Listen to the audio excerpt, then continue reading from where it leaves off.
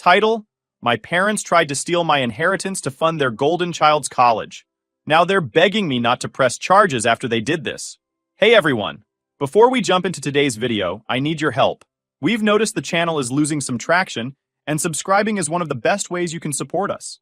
It's quick, free, and it helps us keep bringing you awesome content. Your support means the world. Let's keep this channel growing together. Thanks so much. Now let's start the video. Hey Reddit! Never thought I'd be sharing my story here, but here we are. This one's been sitting with me for a while, and honestly, I'm still processing everything. Writing it out might help, so here we go. I want to start by saying this. I am not my parents' favorite child.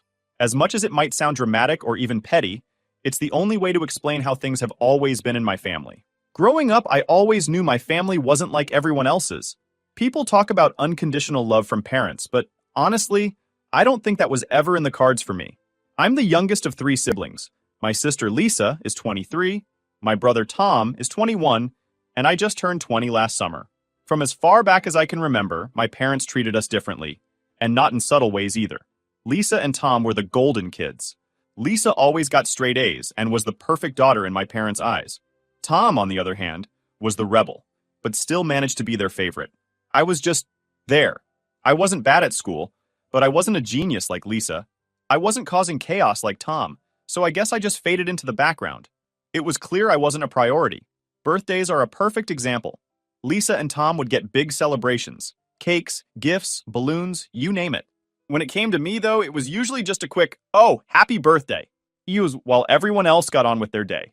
One year, I remember asking my mom if I could have a small party like Lisa's. She just gave me a look and said, "Maybe next year." Spoiler, next year never came. By the time I hit my teens, I started to realize how much it bothered me. Not because I wanted lavish gifts or attention, but because it felt like I wasn't worth as much to them. I knew I couldn't rely on my parents for support, so when I was 13, I started doing odd jobs around the neighborhood. Mowing lawns, washing cars, stuff like that. I saved every penny, and eventually I managed to buy my own things, like a secondhand laptop for school. Meanwhile, Lisa and Tom got brand new MacBooks handed to them the second they needed one. I tried not to let it get to me. I figured, hey, at least I'm learning to stand on my own 2 feet. But it was hard not to feel bitter sometimes, especially when my parents would make excuses for why they couldn't give me the same opportunities as my siblings. They'd say things like, Lisa needs it for her classes, or Tom just needs a little extra help right now. It was always something. The turning point came when I turned 18 and graduated high school. My parents didn't even ask if I wanted to go to college. They just assumed I'd figure it out on my own. Meanwhile, Lisa got full financial support for her studies, and Tom, well, he didn't stick to anything long enough to need support, but they still gave him money whenever he asked. By this point, I had learned not to expect much from them, so I decided to take a gap year after I finished high school and work, while I figured out my next steps. I got a part-time job, paid rent to my parents because I didn't want to be a freeloader, and started saving up for college. It wasn't easy, but it felt good to be independent.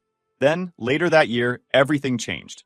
My grandfather passed away, and in his will, he left each of us grandkids a chunk of money to help with college or housing. It wasn't a fortune, but it was enough to make a real difference in my life.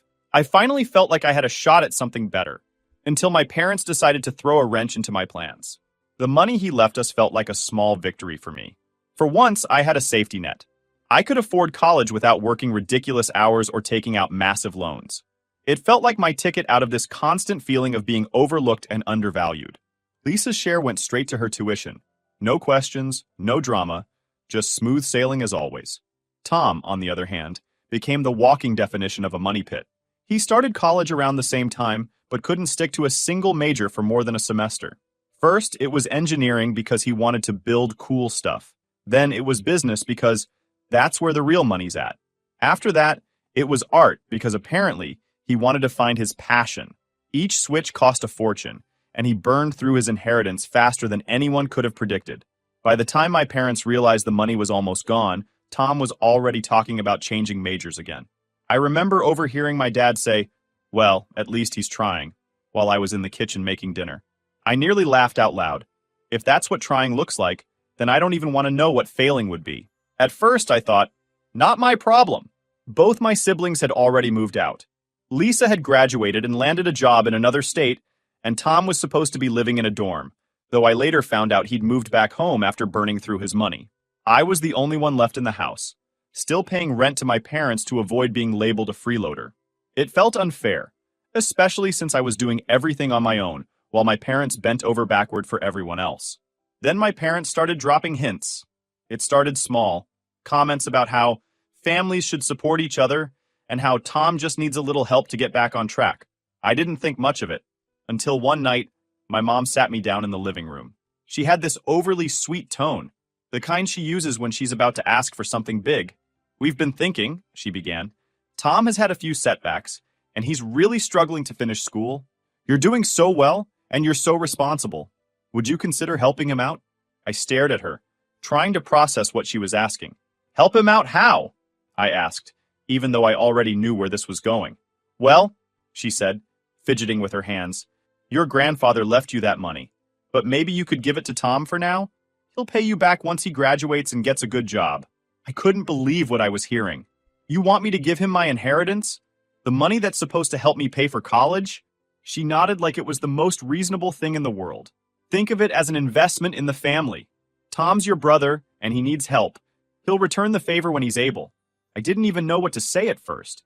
It was like all the air had been sucked out of the room. Finally, I managed to respond. "Mom, I haven't even started college yet. If I give him that money, I won't be able to afford it. Why can't he just figure it out himself?" That's when she pulled the guilt trip. "He's your brother, and he's in a tough spot. You're young. You have time to figure things out. He's already behind, and if he can't finish school, it's going to ruin his future." I tried to stay calm, but my frustration was building. "So, I'm supposed to ruin my future instead? That's not fair." Her face hardened and her tone shifted. "Life isn't fair, and sometimes you have to make sacrifices for your family. Tom would do it for you." I almost laughed. Tom wouldn't lift a finger for me if his life depended on it. But I didn't say that. Instead, I stood up and told her, "I'm not giving him my money." End of discussion. She didn't take it well. The next day, my dad cornered me in the kitchen to back her up. "You need to think about the bigger picture," he said. "This isn't just about him, it's about the family." I just shook my head. "If it's about the family, why don't you and Mom help him? Why does it have to come from me?" "We've done everything we can," he replied. "It's your turn to step up." And that's when they dropped the ultimatum. If I didn't agree to give up my inheritance, they were going to raise my rent. They claimed the household expenses had increased since Tom moved back home, and that I should be paying more anyway. "We can't afford to support Tom's studies without your help," Mom said, as if it was my responsibility. "If you're not willing to contribute more, then maybe you need to find somewhere else to live." I was stunned. They were asking me to sacrifice everything I had worked for, and then punishing me for refusing. They wanted me to pay more rent, which they would then use to fund Tom's studies. It felt like a slap in the face. I was already paying more than my fair share, and now they were threatening to kick me out if I didn't fall in line. From that point on, my parents started giving me the silent treatment, only talking to me when they needed something. Tom avoided me altogether, probably because he knew I wasn't going to cave. They thought they could wear me down, but all it did was make me more determined to hold my ground. That money was my chance to get out of this cycle of being overlooked and used. I wasn't about to let them take that away from me. My dad wasn't much better, throwing in his own digs about how I was being selfish and not thinking about the bigger picture. The breaking point came one night during dinner. My mom brought up the rent situation again. "You know," she said, stirring her soup like she was talking about the weather, "it's not fair that we're struggling to keep things afloat while you sit on all that money." I stared at her, my appetite vanishing. "What do you mean struggling? I already pay rent every month, and it's not like Tom's contributing anything." She sighed, as if I was being unreasonable. "Tom is in a tough spot right now. We're trying to help him get back on his feet, but that means we need everyone to pitch in. If you're not willing to share your inheritance, the least you can do is help cover the extra costs." "Extra costs?" I repeated, my voice rising. "So, you're asking me to pay more rent because Tom's living here for free? You're using my rent money to pay for his college, aren't you?" She didn't deny it. "We're doing what we have to do to keep this family together." I couldn't believe it. They were taking my hard-earned money, the money I worked for while juggling school and a part-time job, and funneling it to Tom, the golden child who couldn't stick to a major for more than a semester. "You're not keeping the family together," I snapped. "You're enabling him to keep screwing up while expecting me to clean up his mess." My dad, who had been quiet until now, decided to chime in. "If you don't want to contribute more, then maybe you should think about moving out." I was stunned.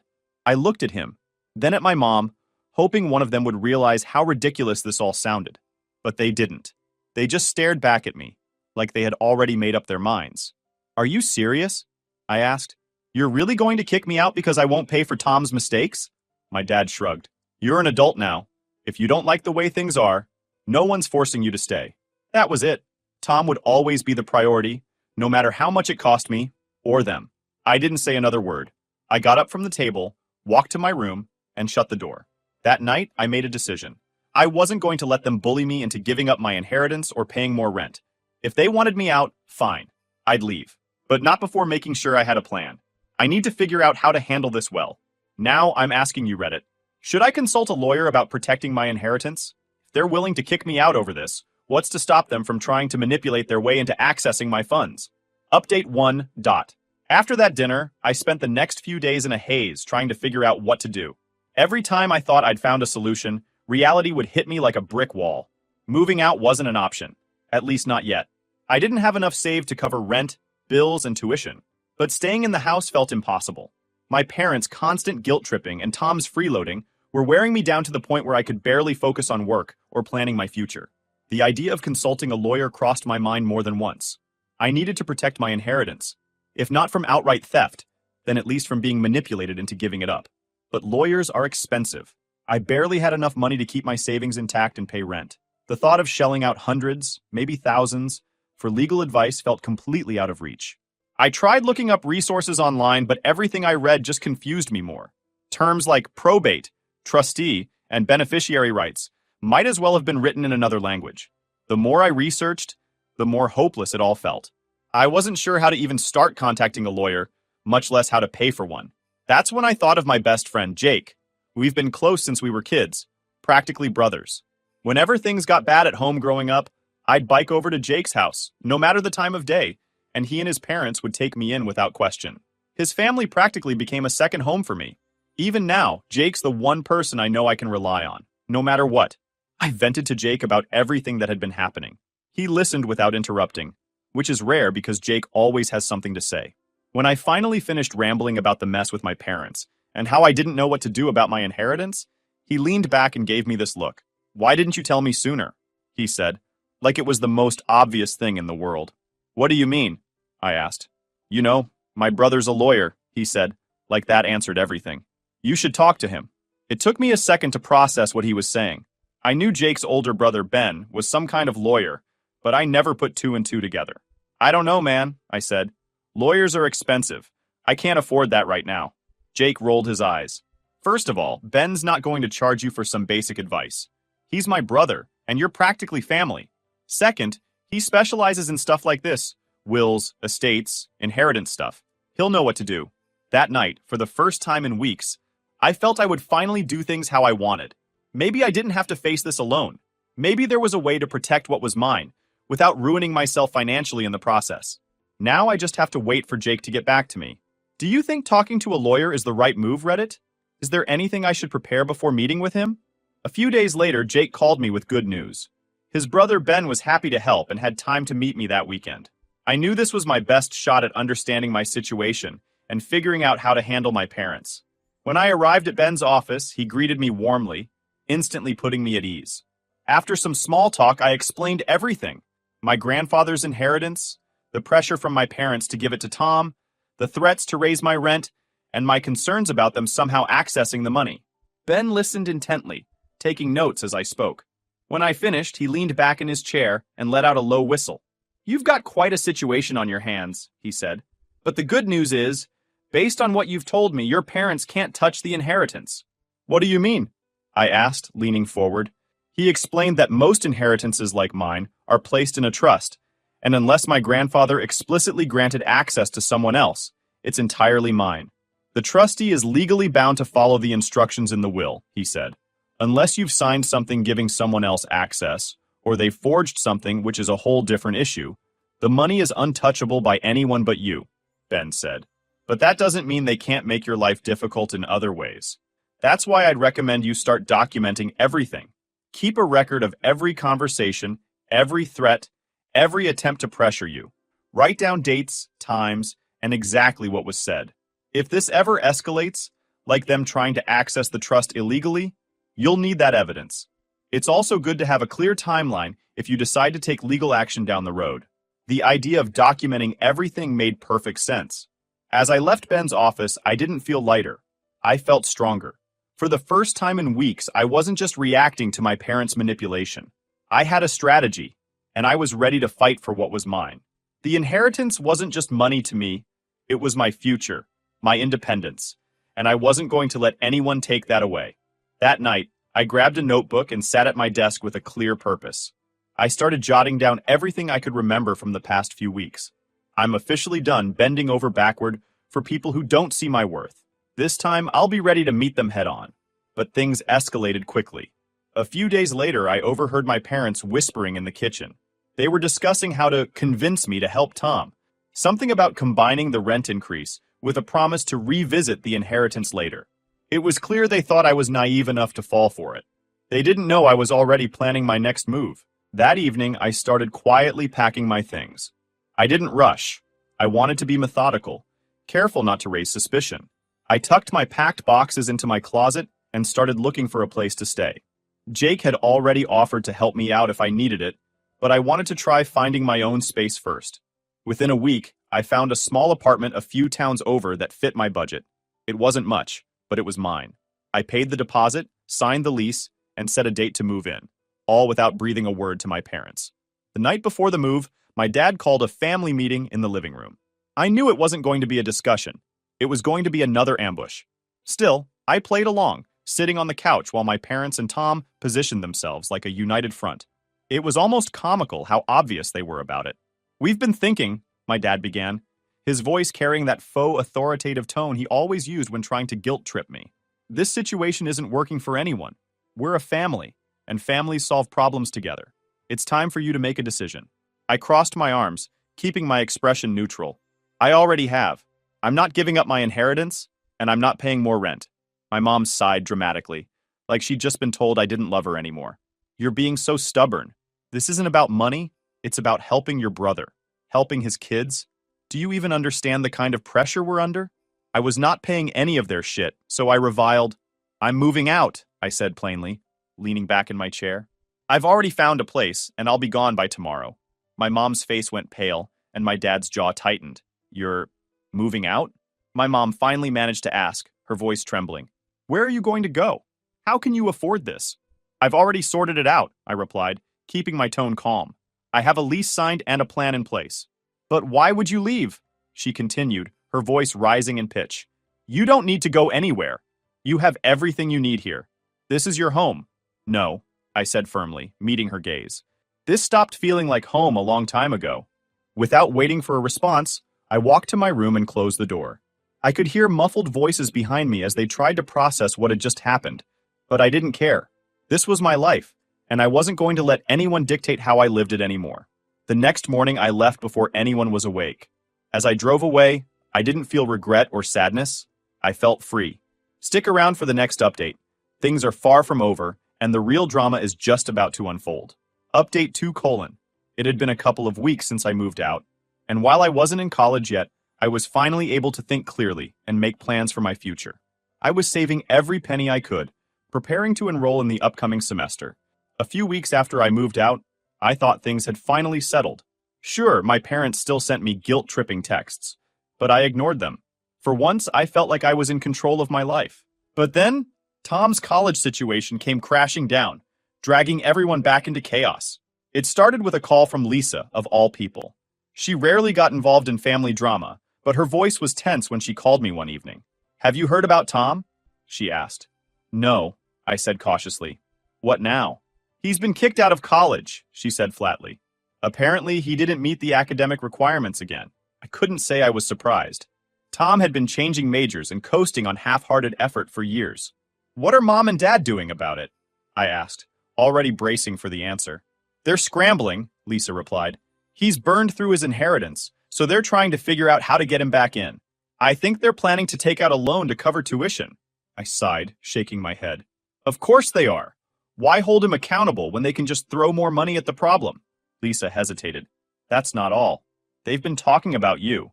Mom's convinced you'll change your mind and use your inheritance to pay for Tom's tuition. She thinks you just need a wake-up call to realize how important this is for the family. I laughed bitterly. Unbelievable. They're still trying to drag me into this? Lisa sighed. You know how they are. They won't let it go. The next day, the guilt-tripping escalated. My mom called, her tone dripping with desperation. Tom is going through such a hard time, she began, skipping right over any pleasantries. He's trying so hard to turn things around, but the school won't give him another chance unless we pay up front for the next semester. I stayed silent, waiting for the inevitable.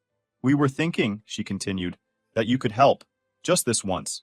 Use some of your inheritance to cover his tuition, and we'll make sure he stays on track this time. It's the least you can do for your brother.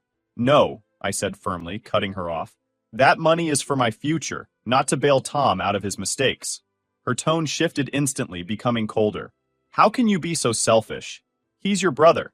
He's trying to make something of himself, and you're just sitting on money you don't even need yet. I'm not selfish, Mom, I replied. I'm responsible. Something Tom could stand to learn. She hung up on me after that. Then Tom called, and his tone was even more desperate than usual.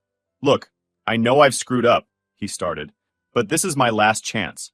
I found a program that's perfect for me. I just need a little help to get started. I cut him off. Tom, no. You've had plenty of chances. I'm not using my money to bail you out again. You're not even in college, he shouted, his frustration boiling over. You're sitting on that money for nothing while I'm trying to make something of myself. You're not trying, I snapped back. You're expecting everyone else to clean up your messes. I'm not doing it anymore. Then he muttered, You'll regret this, and hung up. A few days later, Lisa called again, this time with a warning. Mom and Dad went to the trustee overseeing your inheritance, she said. They're trying to convince them to release the money early. What? I said, my heart sinking. They can't do that. It's in trust. They're desperate, she said. But don't worry. It sounds like the school told them there's nothing they can do without your consent. I immediately called Ben, Jake's lawyer brother, to make sure everything was secure. He confirmed that the trust was airtight and advised me to keep documenting everything. If they try anything shady, you'll have the evidence to protect yourself, he said. Without access to my inheritance, my parents decided to co-sign a loan for Tom's tuition, putting themselves even deeper in debt. Meanwhile, Tom's academic career finally hit a dead end. The private program they enrolled him in dropped him after just one semester when he failed to meet their standards. Instead of holding him accountable, my parents doubled down on blaming me.